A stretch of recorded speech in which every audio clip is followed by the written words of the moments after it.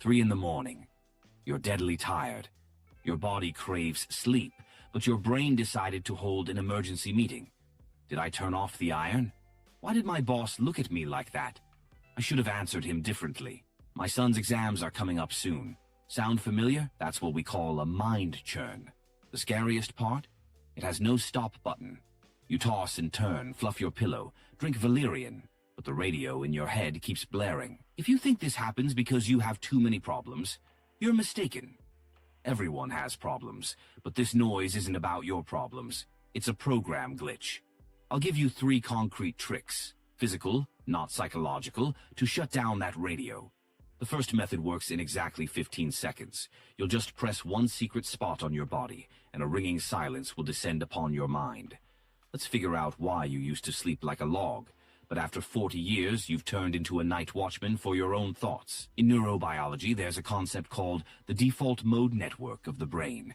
This network activates when you're not busy. When you're working, solving a crossword, or driving, your brain is occupied. The default mode network sleeps, but as soon as you lie down in bed and turn off the light, bam, it wakes up. I call it the drunk neighbor. This is the part of your brain that's obligated to wander. Recalling an embarrassing incident from 1998? Easy. Inventing a catastrophe that hasn't happened yet? Absolutely. Dwelling on resentment towards your husband? With pleasure. For women our age, the sandwich generation, this neighbor is especially loud. Why? Because we have an operational memory overload. We keep track of kids' schedules, parents' medications, reports, dinner menus. Your brain simply doesn't have time to process all this during the day, so it starts chewing on this gum at night. You're not crazy, and you're not neurotic. It's just that your neighbor's switch is broken, and common advice like count sheep doesn't work. Why? Because you're counting sheep while subconsciously thinking about your loan. We need to physically de-energize the speaking system itself.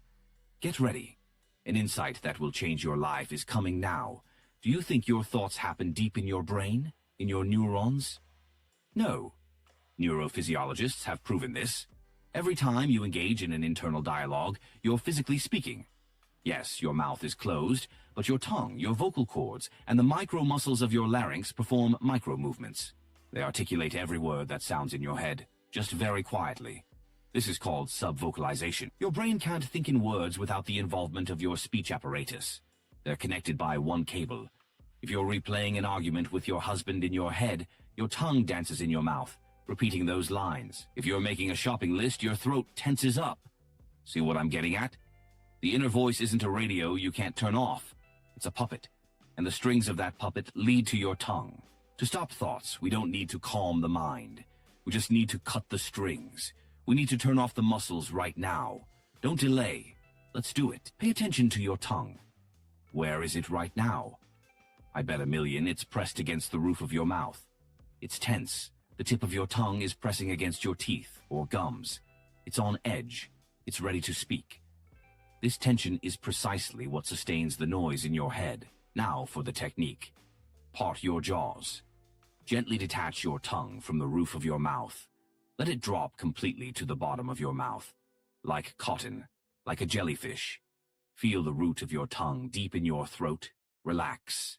Most importantly, imagine your tongue has become wide and heavy. So heavy that you physically can't move it. Maintain this relaxation.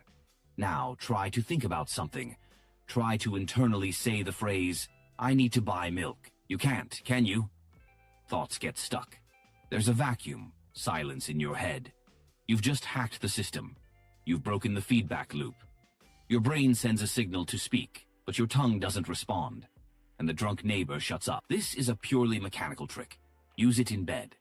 As soon as thoughts start racing, stop. Tongue down, widen, silence. But there's a trap.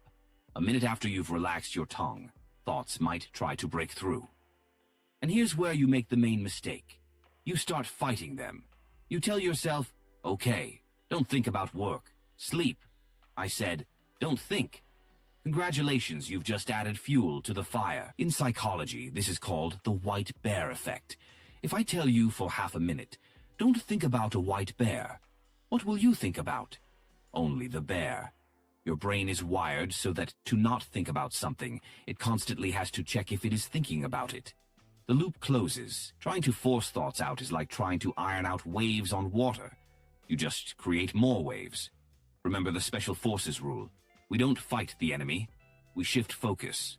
We don't try not to hear the voice in our head. We simply switch the receiver to a different frequency, to an external one. Your brain has an attention limit. It can't simultaneously conduct a complex internal monologue and carefully listen to quiet sounds from outside. The channel gets overloaded. So if the tongue technique didn't help you, or you simply forgot to do it, turn on the radar. Imagine you're a spy or a sentry.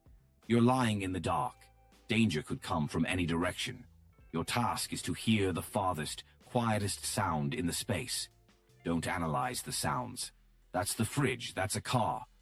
Just catch the wave. First, find the farthest sound, the hum of tires outside the window, a dog barking in the next block, the wind. Cling to it. Hold it with your ears. Then switch to a closer sound. Your breathing, your heartbeat in your ear, the rustle of the blanket. Now, try to hear everything at once. Turn on the surround sound. At this moment, magic happens. Your auditory cortex starts working at 100% capacity, scanning the space.